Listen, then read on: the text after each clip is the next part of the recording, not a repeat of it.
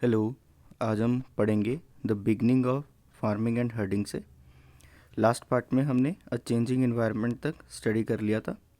इससे पहले हमने डिफरेंट यूजेस पढ़े थे कि क्या क्या जो है अर्ली स्टोन एज का मैन या प्री हिस्टोरिक मैन या पेलियोलिथिक टाइम या मीसोलिथिक चेक्लोथिक टाइम्स में केव्स के क्या क्या डिफरेंट यूज़ हो रहे थे, किस टाइम पीरियड में क्या चीज़ें जो हैं वो इवॉल्व हो रही हैं। जैसे पेलियोलिथिक टाइम में स्टोन टूल्स जो थे वो बड़े यूज़ हो रहे थे। देन मीसोलिथिक टाइम में छोटे स्टोन टूल्स का यूज़ हो रहा था और नियोलिथिक टाइम पीरियड में एग्रीकल्चर आ गया था। देन मीसोलिथिक टाइम में एनिमल डोमेस्टिकेट करने भी शुरू कर दिए थे, यानी कि पालने भी शुरू कर दिए थे। हर्डिंग और रेयरिंग जैसे एक्टिविटीज़ अब हम जो है यहाँ से शुरू करेंगे और ये देखेंगे कि फार्मिंग जो है वो कैसे डेवलप हुई। नेक्स्ट हमारा टाइटल जो है वो है the beginning of farming and herding. Line to line जो है वो चलूँगा। This was also a time when several grain bearing grasses including wheat, barley and rice grow naturally in different parts of the subcontinent। अब ये वो time period था जिसके time दौरान, क्योंकि अब जो है वो आपका टेम्परेचर चेंज हो रहा था। टेम्परेचर चेंज होने की वजह से ग्रासलैंड्स जो हैं वो मीसोलिथिक टाइम पीरियड तक जो है डेवलप हो गए थे। तो इस वजह से नेचुरली जो है आपकी वीट, बार्ले और चावल की जो फसलें हैं वो नेचुरली उग रही थी, ऐसे उनको उगाने की ज़रूरत जो है वो नहीं पड़ रही थी। Men, women and children probably collected these grains as food and learned where they grew and when they ripened. This may have led them to think about growing plants on their own. In this way, people became farmers। अब उस समय के जो लोग थे उन्होंने ये देखा कि ये पर्टिकुलर जो क्रॉप्स हैं वो किस समय में प्रॉपरली ग्रो होती हैं, किस समय में ये क्रॉप्स जो हैं वो राइप हो जाती हैं और किस समय में हम इसको जो है वो प्रॉपरली राइप्ड क्रॉप्स को कंज्यूम कर सकते हैं। इस पैटर्न को उन्होंने जो है वो प्रॉबेबली उस टाइम पीरियड में स्टडी किया होगा, जिससे उस समय के फार्मिंग एक्टिविटीज़ जो हैं वो शुरू हुई होंगी और इस तरह वो लोग फार्मर्स जो हैं वो बन गए। अब next, people could also attract and then tame animals by leaving food for them near their shelters. The first animal to be tamed was the wild ancestor of the dog. Later, people encouraged animals that were relatively gentle to come near the camps where they lived.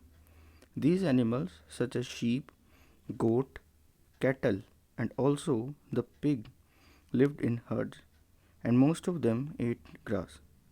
Often, people protected these animals from attacks by other wild animals. This is how they became herders.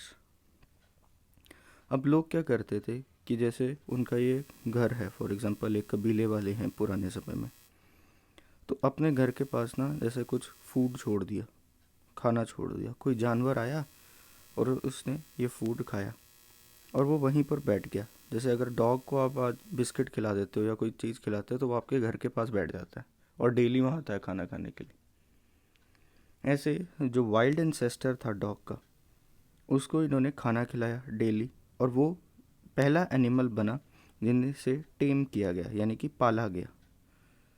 Next क्या हुआ कि धीरे धीरे वो animals जो gentle थे उनको इन्होंने हर्ड करना, जो हर्ड्स में रहते थे बेसिकली, उनको इन्होंने डोमेस्टिकेट करना शुरू किया। जैसे कि शीप हो गई, आपकी आपकी गोट हो गई, आपके कैटल हो गई, गाय भैंस बछड़े, ये सब सूअर हो गए, पिग हो गए, ये हर्ड्स में रहते थे। तो ये ज़्यादातर घास खाने आया करते थे और ये लोग जो हैं वो, क्योंकि ये प्रेडेटर्स हैं नेचुरली, शीप, पिग, गोट और कैटल, तो इनको वाइल्ड लाइफ जो है वाइल्ड एनिमल्स जो हैं वो अटैक कर सकते हैं। जैसे कि जो कार्निवोर्स एनिमल हैं बेसिकली वो, तो उनसे प्रोटेक्ट करने के लिए वो इन हर्बीवोर्स एनिमल की प्रोटेक्शन किया करते थे, उनको सिक्योर रखते थे। इस तरह वो एक हर्डर्स जो हैं वो बने। तो धीरे धीरे जो है सभी चीज़ें ऐसे ही इवॉल्व होती हैं। अब ऊपर वो ये बताया गया कि वो फार्मर्स कैसे बने। उन्होंने क्रॉपिंग पैटर्न को समझा और नीचे बताया गया कि वो हर्डर्स कैसे बने। क्या आप जान सकते हैं कि क्या can you think of any reason why the dog was perhaps the first animal to be tamed. आज भी अगर डॉग का आप देखें तो नेचुरली जो है वो अट्रैक्ट होता है वो आपकी ओर। अगर आप उसको कोई भी फूड प्रोवाइड करते हैं तो वो आपके पास आता है और उसको कंज्यूम करता है और फिर वो दोबारा दोबारा आता है वो फूड लेने के लिए। इस तरह आप अपने आज के टाइम पर भी डॉग जो है वो इजीली टेम हो जाता है। तो डॉग उस समय भी परहैप्स एक रीज़न तो ये रहा होगा। दूसरा, जो डॉग है वो बाकी वाइल्ड एनिमल्स के कंपैरेटिवली जो है वो थोड़ा शांत स्वभाव का था। जैसे कि अगर आपके लॉयन या टाइगर या उस समय के जो साइबेरियन टाइगर थे या उस समय के जो लॉयंस थे तो उनके कंपैरेटिवली जो डॉग था वो काफ़ी सोफिस्टिकेटेड था। नेक्स्ट जो टॉपिक है वो है domestication. Domestication is the name given to the process in which people grow plants and look after animals. Very often, plants and animals that are tended by people become different from wild plants and animals. This is because people like plants and animals for domestication. अब domestication basically क्या है? Domestication के अंदर ये नहीं है कि सिर्फ आप जानवर पाल रहे हो। डोमेस्टिकेशन का मतलब ये है कि आप प्लांट ग्रो कर रहे हो और उसके साथ साथ आप एक जानवर की लुक आफ्टर कर रहे हो, उसका ख्याल रख रहे हो। इस प्रोसेस को डोमेस्टिकेशन जो है वो कहा जाता था। अब प्लांट्स एंड एनिमल्स जो एक उस समय के लोग पालते थे वो डिफरेंट होते थे compare to the wild plants and animals. इस वजह से थे क्योंकि वो सिलेक्ट करते थे कि कौन से प्लांट्स एंड एनिमल्स जो हैं उनको हमने यूज़ करना है डोमेस्टिकेशन के पर्पस से। फॉर एग्ज़ाम्पल वो वही प्लांट्स एंड एनिमल्स को पालते थे जो बीमार ना हो जाए, क्योंकि अगर वो उनको डिजीज़ लग जाएगी या वो बीमार हो जाएंगे तो उस केस में उनकी अर्ली डेथ भी हो सकती है, जिससे जो एक पर्सन जिसने इनको पाल रखा है, जैसे प्लांट्स को ग्रो कर रखा है या एनिमल्स को पाल रखा है, उसको उसका नेगेटिव इफ़ेक्ट पहुंचता था। They also select plants that have yield size large grain and have strong stalks capable of bearing the weight of the ripe cane. अब वो ऐसे प्लांट सेलेक्ट करते थे जो मोटे यानी कि बड़े साइज़ के ग्रेन्स जो हैं या दाने जो हैं वो आपको दें, ताकि उससे वो जल्दी अगर उसको खाएं तो उनका जल्दी जो है वो पेट भरे। यानी कि छोटे छोटे दाने वो इकट्ठे कर रहे हैं और पूरे भी नहीं हो रहे खाने के लिए, और अगर वो खा भी रहे हैं तो उनका जो पेट है वो भी ईज़िली नहीं भर रहा। दूसरा, उसकी जो स्टॉक्स यानी कि उसकी जो टहनियाँ हैं वो स्ट्रॉन्ग हो, ताकि कल को जब वो ग्रेन राइप हो तो उसके वेट से वो टहनी जो है वो टूट ना जाए, या कोई विंड चले या स्टॉर्म्स आए तो उसके वजह से भी प्लांट जो है वो ईज़िली डिस्ट्रॉय ना हो जाए, इसका भी वो ध्यान रखते थे। Then seeds from the selected plants are preserved and sown to ensure that a new plant and seeds will have the same qualities. अब पुराने प्लांट्स के जो सीड्स थे वो उन्होंने ये ऑब्ज़र्व किया कि जो ये क्रॉप्स उगी हुई है इनमें से कुछ जो दाने हैं ग्रेन्स हैं वो ज़मीन पे गिरते हैं, और उन ग्रेन्स के गिरने से वहाँ पर नई सिमिलर टाइप ऑफ प्लांट्स जो हैं वो ग्रो हो जाते हैं। तो उन्होंने इन ग्रेन्स को जो है वो उठाकर अपने पास स्टोर करने रख दिया, यानी कि सीड्स को स्टोर करने रख लिया, और जब उनको वो पर्टिकुलर प्लांट चाहिए होता था दोबारा तो वही वो सीड जो है वो दोबारा ज़मीन में डाल देते थे, जिससे वही पर्टिकुलर प्लांट और वही प्लांट क्वालिटी जो है वो आती थी। एनिमल के अंदर वो उन एनिमल्स को सिलेक्ट करते थे जो जेंटल हैं। As a result gradually domesticated animals और प्लांट्स जो हैं धीरे धीरे इस वजह से, क्योंकि वो सिलेक्टेड एनिमल्स और सिलेक्टेड प्लांट्स को ही चूज़ कर रहे हैं जिन्हें वो अपने घरों में पाल सकते हैं, इस वजह से ये जानवर और ये प्लांट्स आपके वाइल्ड एनिमल्स और प्लांट्स के कंपैरेटिवली अलग होने लग गए। फॉर एग्ज़ाम्पल अगर आप टीथ और हॉर्न्स देखें वाइल्ड एनिमल्स के तो वो काफ़ी बड़े हैं, जबकि अगर डोमेस्टिकेटेड एनिमल्स के दांत और सींग देखे जाएँ तो वो छोटे होते हैं। अगर हम ये देखें तो ये दो टीथ हैं पिग के। अब ये जो है वो प्रोबेबली डोमेस्टिकेटेड पिग था, और ये जो टीथ है वो है वाइल्ड पिग का। डोमेस्टिकेशन जो था वो धीरे धीरे हुआ था और कई पार्ट्स में वर्ल्ड के डिफरेंट टाइम पीरियड्स में ये शुरू हुआ था। वैसे डोमेस्टिकेशन का प्रोसेस 12,000 ईयर्स एगो पहले स्टार्ट हुआ। सभी प्लांट और animals produce that we use as a food today is a result of domestication.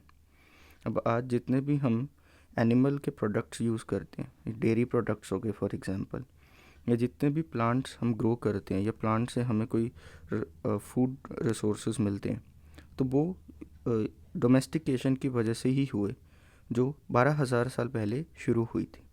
तो अगर क्वेश्चन प्रोबेबली आता है कि डोमेस्टिकेशन कब शुरू हुई, तो 12,000 ईयर्स एगो पहले डोमेस्टिकेशन स्टार्ट हुई थी। सबसे earliest plants to be domesticated were wheat and barley. तो सबसे पहले जिन प्लांट्स को डोमेस्टिकेट किया गया था, यानी कि उनको रखा गया था, वो व्हीट और बार्ले थे। तो अर्लीस्ट डोमेस्टिकेटेड एनिमल्स में आपकी शीप और गोट आती हैं। तो earliest plants to be domesticated will be wheat and barley, और अर्लीस्ट डोमेस्टिकेटेड एनिमल्स में शीप और गोट आएंगी। नेक्स्ट जो टॉपिक है वो है a new way of life. A new way of life का मतलब है ज़िंदगी जीने का एक नए तरीके जो धीरे धीरे डेवलप होते जा रहे हैं। For example, if you plant a seed, you will notice कि उसको कुछ टाइम जो है वो लगता था ग्रो होने के लिए। ये कुछ दिन हो सकते हैं, कुछ हफ्ते हो सकते हैं, या कुछ महीने भी हो सकते थे। कुछ केस में कुछ पौधों को उगने में साल तक का भी समय लग जाता था। जब लोग एक प्लांट को ग्रो कर रहे थे, तो इसका मतलब है कि उन्हें तब तक वहाँ पर रहना पड़ता था जब तक वो प्लांट जो है वो ग्रो नहीं हो जाता, और उस प्लांट का उनको ख्याल रखना पड़ता, जैसे उन्हें पानी देना, वीडिंग, मतलब उसके आसपास अगर कोई वीड्स उग रहे हैं तो उसको उनको रिमूव करना, ताकि वो उस पर्टिकुलर प्लांट्स के न्यूट्रिएंट्स को सक ना कर ले। एनिमल्स और बर्ड्स जो उन प्लांट्स पर अटैक कर सकते थे, उनको दूर रखना, ये तब तक वो करते थे जब तक वो प्लांट जो है वो पक नहीं जाता था, राइप नहीं हो जाता था। एंड देन उसके बाद ग्रेन जो है, उससे जो दाना निकलता था, उसको ये केयरफुली यूज़ करते थे। अब यहाँ पर जो है वो यूज़ दिए गए हैं कि किन किन पर्पसेस के लिए ग्रेन्स का यूज़ होता होगा। तो ग्रेन्स जो हैं वो एक सीड के रूप में भी यूज़ होते होंगे, कि इन्हीं दानों को आगे बो दिया ताकि फर्दर प्लांट्स जो हैं वो ग्रो कर सकें। अब फूड के रूप में इनको खा लिया, या फॉर एग्ज़ाम्पल किसी की शादी है या मैरिज है या बर्थ हुआ किसी का, तो आज गिफ्ट में जैसे डिफरेंट डिफरेंट आइटम्स मिलते थे, तब उस टाइम पे गिफ्ट के तौर पर भी ग्रेन्स जो हैं वो एक्सचेंज किए जा सकते थे या फूड के लिए स्टोर किए जाते थे। तो एज अ सीड यूज़ हो रहे हैं, खाने के रूप में यूज़ हो रहे हैं, स्टोर करने के लिए यूज़ हो रहे हैं, और गिफ्ट के तौर पर भी ग्रेन्स का यूज़ हो रहा है। तो मल्टी एस्पेक्ट्स में ग्रेन्स का यूज़ जो है वो यहाँ पर दिख रहा है। Next, as grain had to be stored for both food and seed, people had to think ways of storing it. In many areas, they began making large clay pots or wood baskets or dug pits into the ground. अब grain जो है वो जैसे जैसे develop हो रहा था, वैसे वैसे यहाँ इस समय के लोगों को लग रहा था कि अब हमें इन ग्रेन्स को फूड पर्पसेस के लिए और फर्दर प्लांट्स को ग्रो करने के लिए एज अ सीड स्टोर करके रखना पड़ेगा। अब स्टोर करने के लिए उन्होंने सबसे पहले बड़े बड़े क्ले के मटके जो है, या मटके पोट्स, क्ले पोट मटके जो है वो बनाने शुरू किए, और बास्केट्स जो हैं वो सिलनी शुरू की। अब ये जो बास्केट्स हैं वो रीड्स, यानी कि एक लंबी घास होती है ऐसे तरह की, और उससे जो है वो बेसिकली ये बास्केट्स जो हैं वो बनाया करते थे। देन ये पिट्स खोला, यानी कि गड्ढे जो हैं वो खोदा करते थे ग्राउंड के अंदर, और उसके अंदर फिर आपके ये ग्रेन स्टोर करके रखते थे। अब यहाँ पर ये क्वेश्चन पूछ रहा है कि क्या हंटर गैदरर्स जो हैं उन्होंने पोट्स का यूज़ किया होगा। Give reason for your answer. Hunter gatherers जो हैं उन्होंने बेसिकली पोट्स का यूज़ हंटर कम्युनिटी ने तो नहीं किया होगा, क्योंकि हंटर जो भी कम्युनिटी जो भी एनिमल्स का शिकार करते थे वो इमीडिएट कंजम्पशन के लिए होता था, इस वजह से उन्होंने प्रोबेबली यूज़ नहीं किया होगा पोर्ट्स का। जबकि गैदरर्स जो हैं उन्होंने पोर्ट्स का यूज़ कर सकते थे, क्योंकि वो जो कमोडिटी इकट्ठा करते थे उसको कहीं स्टोर करना चाहते थे। बट हंटर और गैदरर्स जब थे उस टाइम पीरियड में, जो उनके पास फूड रिसोर्सेज होते थे वो इतने ज़्यादा नहीं थे कि वो उनको स्टोर कर सके। तो इस वजह से हो सकता है कि हंटर गैदरर्स जो हैं उन्होंने पोर्ट्स का यूज़ इतना नहीं किया होगा जितना फार्मर्स जो आए उन्होंने किया।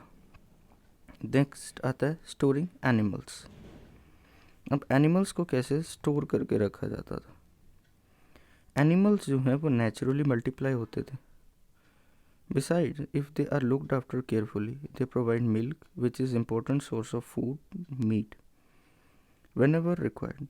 In other words, animals that are reared can be used as a store of food.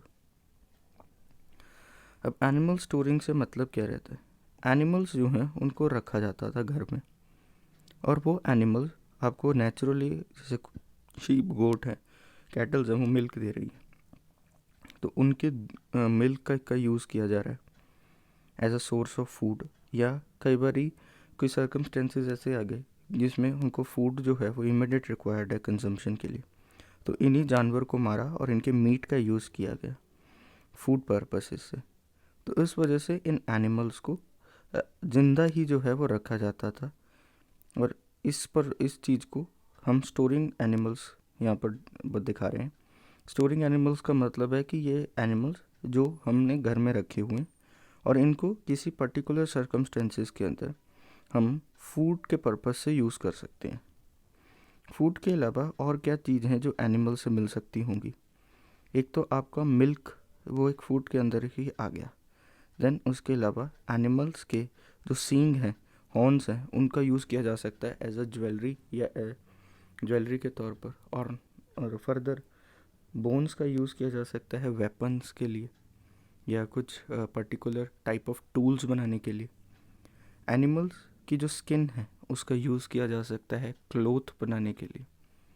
वूल जो है एनिमल की, उसका यूज़ किया जा सकता था, एक तो उससे जो फायर है वो ईजिली लगती, और दूसरा वूल जो है, ऊन है, उसे ठंड के समय में प्रोटेक्शन जो है वो मिलती। नेक्स्ट आता है finding out about the first farmers and herders. अब इस पैराग्राफ में हम जो पहले फार्मर्स थे और पहले जो हर्डर्स कम्युनिटी थी उनके बारे में जानेंगे। Turn to map 2 page 13. You will notice a number of blue squares.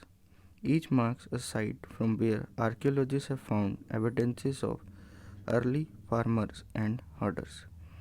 पहले हमने ऊपर यहाँ पर पेज जो है बेसिकली यहाँ पर ये मैप 2 है, यहाँ पर ब्लू साइड्स जो हैं ये वाली, यहाँ पर आर्कियोलॉजिस्ट को अर्लियर फार्मर कम्युनिटीज़ के एविडेंसेस जो हैं वो मिले थे। ये साइट्स हैं पय्यमपल्ली, हलूर, चिरांद, कोलदावा, महागढ़, दाऊजी हाडलिंग, दाऊजली हादिंग, बुरजा होम, मेहरगढ़। और ये सब जो हैं वो नियोलिथिक साइट्स भी हैं, और क्योंकि नियोलिथिक साइट्स में ही एग्रीकल्चर शुरू हुआ था तो ऑटोमेटिकली ये साइट्स जो हैं उन जगहों पर फार्मिंग कम्युनिटीज़ के एविडेंस भी मिले थे।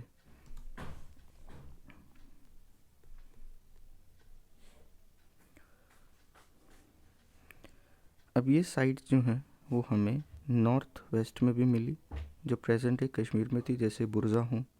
ईस्ट में भी मिली जैसे कि दाऊजी हादिंग, और साउथ इंडिया में भी मिली जैसे कि फॉर एग्जांपल पय्यमपल्ली और हलूर। अब to find out whether these sites were settlements of farmers and herders, scientist study evidence of plants and animal bones. अब ये देखने के लिए कि ये साइट्स जो हैं वो फार्मर्स और हर्डर्स ने यूज़ की थी, आर्कियोलॉजिस्ट ये देखते हैं कि इन साइट्स पर हमें कि प्लांट्स या एनिमल्स के रिमेन्स मिलते हैं जो उस टाइम से बिलोंग करते हैं।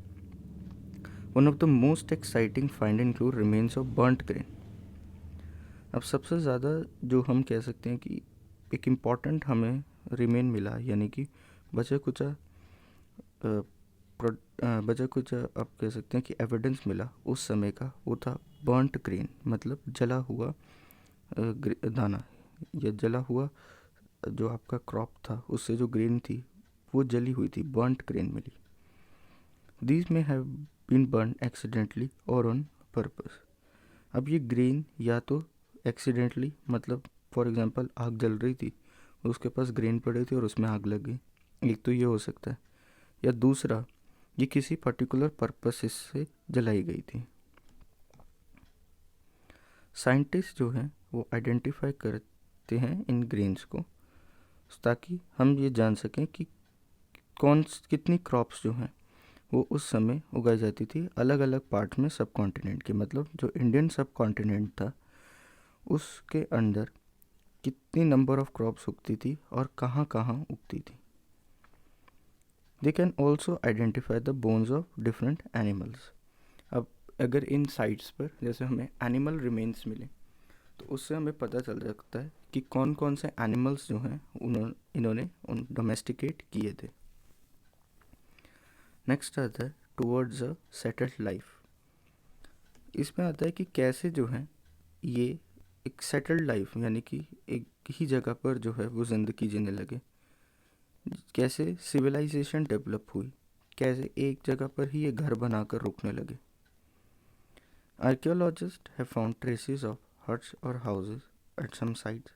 For instance in Burzahom present day Kashmir, people built pit houses which were dug into the ground with steps leading into them. अब हमने नॉर्थ के अंदर कश्मीर में एक साइट जो पड़ी थी नियोलिथिक, वो थी बुरजा होम। बुरजा होम साइट जो थी उसमें हमें ग्राउंड्स मिले, उन ग्राउंड्स के अंदर गड्ढे खोदे गए थे और उन गड्ढों के अंदर सीढ़ियाँ जा रही थी, जिससे ये पता चल रहा था कि ये अंडरग्राउंड हाउसेस या ग्राउंड के अंदर गड्ढे खोद कर उसके अंदर आ करते थे, और इन घरों को पिट हाउसेस जो है वो कहा गया। पिट हाउसेस मीन जो घर गड्ढे के अंदर बना हुआ है। ये घर इनको सर्दी से या बाकी जो वेदर कंडीशंस उस टाइम पे प्रेवलेंट थी उससे प्रोटेक्ट करते होंगे। आर्कियोलॉजिस्ट ने पाया कि ये कुकिंग एक्टिविटीज़ जो हैं वो भी परफॉर्म कर रहे थे घर के अंदर और इसके अलावा घर के बाहर भी, मतलब कुकिंग जो है वो घर के अंदर भी कर रहे हैं और घर के बाहर भी कर रहे हैं।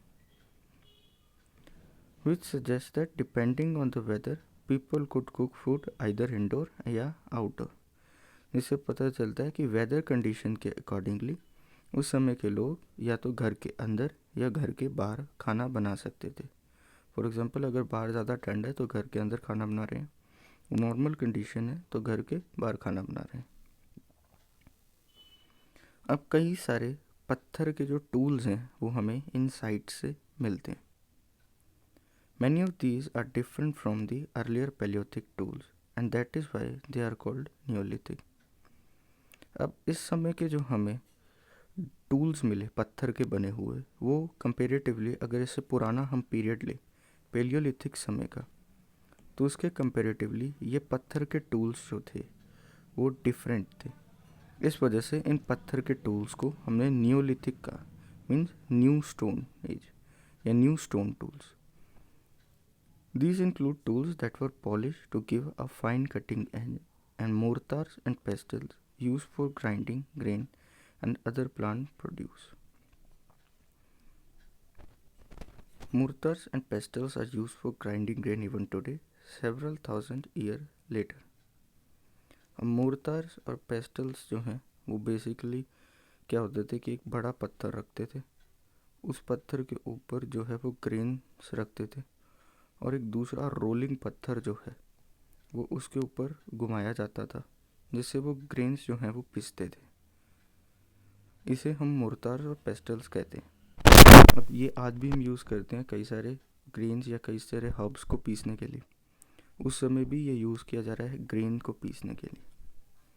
इसके अलावा इस समय के जो स्टोन टूल हैं वो आप देखिए कि उनके जो एज हैं वो फाइन हो गए, जबकि पेलियोथिक टाइम में जो एजेस हैं वो ब्लंट थे, मोटे थे। वहीं जो स्टोन है, टूल है, वो पॉलिश्ड बन रहे, जबकि पेलियोलिथिक टाइम पे ऐसा कोई ध्यान जो है वो नहीं दिया जा रहा था। तो स्टोन टूल्स के अंदर एक जो डिफरेंस आएगा वो ये आएगा कि पॉलिश टूल्स का यूज़ हो रहा है अब, और दूसरा उसके एजेस जो हैं वो फाइन कटेड है, और मोर्टार्स एंड पेस्टल्स भी आ गई हैं जो ग्राइंडिंग पर्पसेस के लिए यूज़ हो रही हैं। नेक्स्ट, कई तरह के मिट्टी के बने बर्तन जो है या मिट्टी के बने जो आपके मटके हैं वो भी हमें यहाँ मिले। कई बार इन मटकों पर कुछ सजावट की गई थी और इनका यूज़ कुछ चीज़ों को स्टोर करने के लिए होता था। लोग जो हैं वो इन मटकों का यूज़ खाना बनाने के लिए, जैसे कि चावल, गेहूँ या लेंटिल्स मीन्स दालें, जो अब एक इम्पॉर्टेंट पार्ट है हमारी डाइट का, इनको पकाने के लिए बेसिकली इन मटकों का यूज़ होता था। अब इन मटकों का एज कुकिंग पर्पस के लिए और स्टोरिंग पर्पसेस के लिए यूज़ किया जाता था।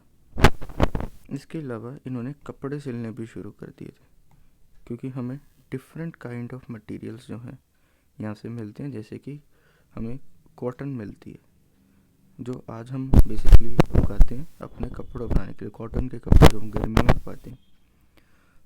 तो इस समय न्यूलिथिक पीरियड में भी कॉटन के एविडेंसेस जो हैं वो हमें मिले थे, जिससे पता चलता है कि इस टाइम के लोग भी कॉटन के बारे में अवेयर थे। उनसे हो सकता है कि कॉटन के बने कपड़े, कई सारे जगहों पर जो उस समय के लोग थे वो Hunter and gathering activities he continue करते रहे, जबकि बाकी जगहों पर लोगों ने फार्मिंग और हर्डिंग शुरू कर। इन हंटर एंड गैदरर कम्युनिटीज़ ने जब इन फार्मिंग और हर्डिंग कम्युनिटीज़ को देखा तो इन्होंने भी उनकी धीरे धीरे प्रैक्टिसेस अडॉप्ट करनी शुरू कर दी।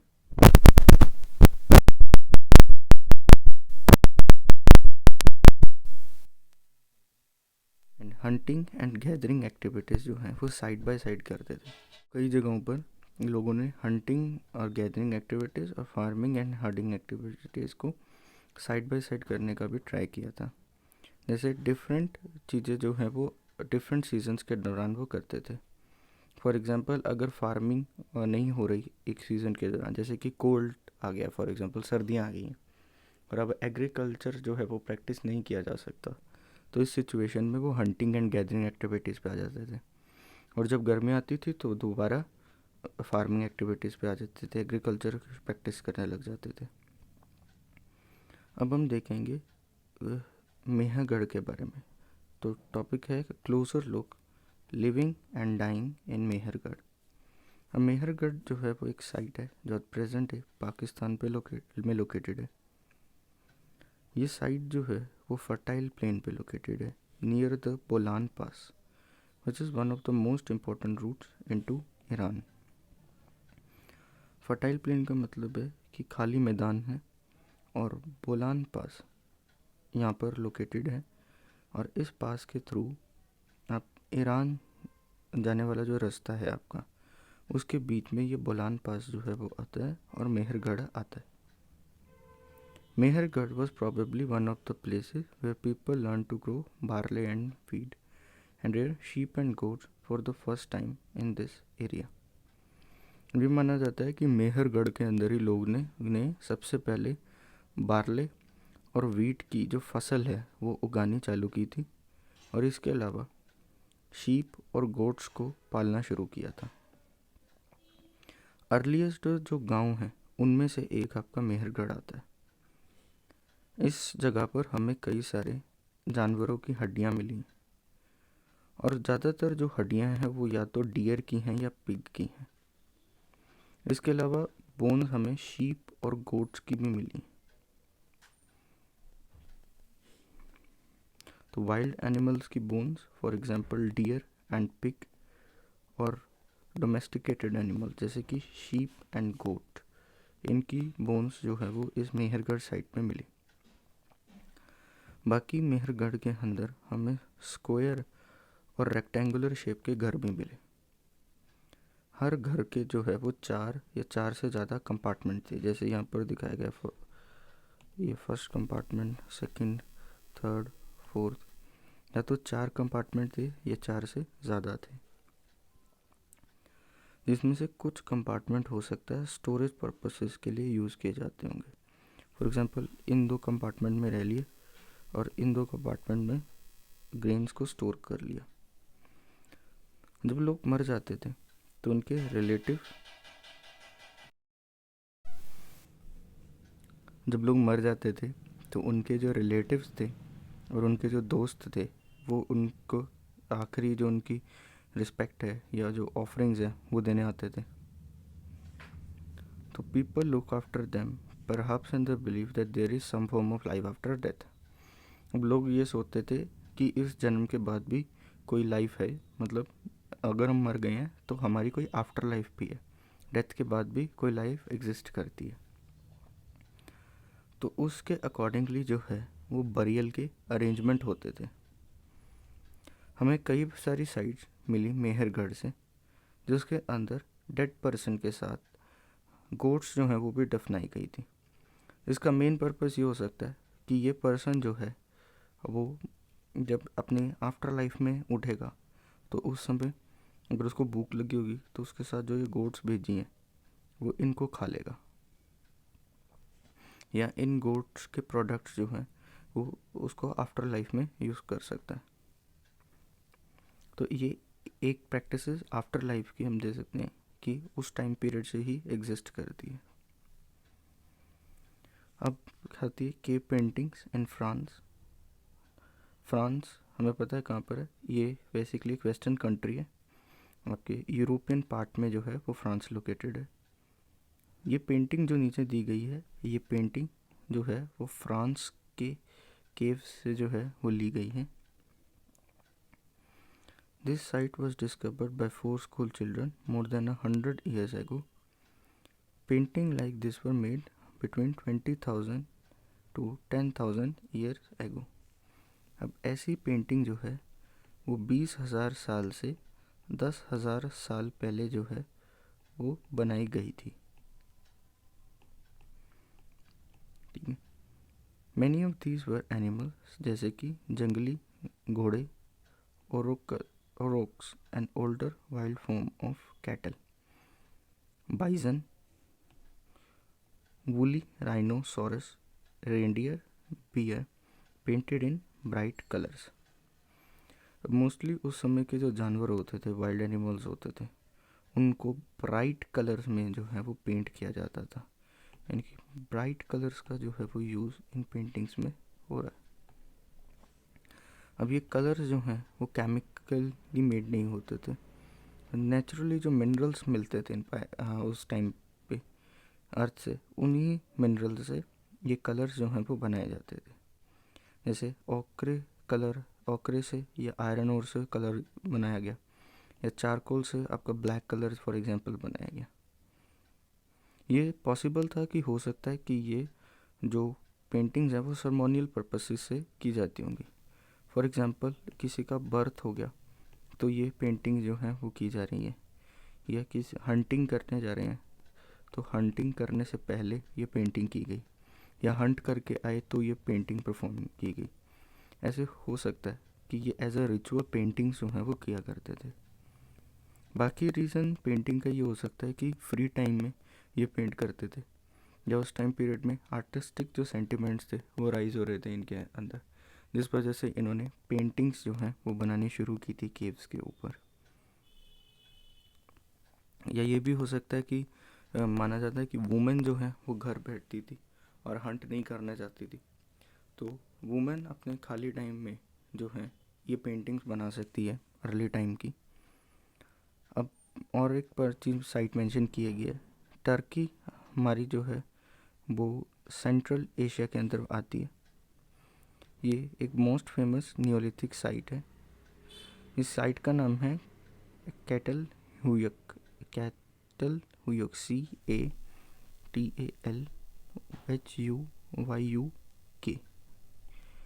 ये टर्की में हमें मिली थी।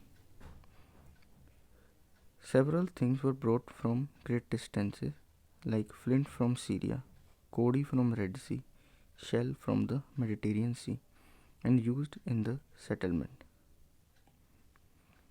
अब यहाँ इस सेटलमेंट से हमें ट्रेड के एविडेंसेस जो है वो मिले। जैसे यहाँ पर फ्लिंट जो है वो सीरिया से लाया गया है, कोड़ी जो यहाँ पर मिली वो रेड सी से आई थी, शेल्स जो यहाँ पर मिले वो मेडिटेरियन सी से आए थे। और उस समय हमें ये भी याद रखना होता है कि उस समय कोई भी बैलगाड़ी या कार या ट्रक स्कूटर एग्जिस्ट नहीं करता था, और ज़्यादातर जो चीज़ें ट्रेड एक्टिविटीज़ ये परफॉर्म की जाती थी या कोई सामान लाया जाता था वो पैक एनिमल्स जैसे कि घोड़े, गधे, इनकी पीठ पर रख कर जाया जाता था, या फिर कैटल्स लेकर आती थी, या लोग जो है वो अपने बैग पर रख कर इन सामान को लेकर आते थे। कोडीज और शेल्स मोस्टली करेंसी के रूप में जो है वो यूज़ किए गए होंगे उस टाइम पीरियड में। देन हमने कि हंटर गैदरर्स के बारे में जाना, जो हंटर और गैदरिंग एक्टिविटीज़ करते थे। साइट के बारे में पता, जहाँ पे हमें इनसे रिलेटेड आर्कियोलॉजिकल रिमेन्स मिलते हैं। हैबिटेशन मतलब जहाँ पर फार्मर्स या हंटर गैदरर्स रहा करते थे। फैक्ट्री यानी कि जहाँ पर ये हंटर गैदरर्स या फार्मर अपने स्टोन टूल्स या कोई वेपन्स जो है वो बनाया करते थे, वो पर्टिकुलर साइट्स आपकी फैक्ट्री कहलाई जाती हैं। पेलियोलिथिक यानी कि early stone age, Mesolithic middle stone age और माइक्रोलिथ वो टूल्स थे, छोटे वेपन्स या टूल्स जो मिसोलिथिक टाइम पीरियड में बने। डोमेस्टिकेशन यानी कि हमने प्लांट्स और एनिमल्स दोनों को रखना शुरू किया। फार्मर्स खेती बाड़ी करने वाले लोग, हर्डर्स जो गाय भैंस पालते थे। न्यूलिथिक नया stone age, new stone age, और बरियल्स यानी कि मरने के बाद जब रिमेन्स जो हैं उनको ग्राउंड के नीचे दफना दिया जाता था, या डेड बॉडी को अगर फॉर एग्जांपल फायर आग लगा दी जाती थी तो उसको बरियल्स आप कहते हैं। संस्कार बेसिकली आप यूज़ कर सकते हैं इसके लिए। You want to help me? Will you mix the color, draw the line, fill in the curve? What are the stories you might tell you? तो ये अब आपकी इमेजिनेशन पे डिपेंड करता है कि आप और इस चैप्टर की रीडिंग में कि आप इस एक्टिविटी के अंदर या इस इमेजिनेशन के अंदर क्या करेंगे। अब सेंटेंसेस कंप्लीट करने हैं।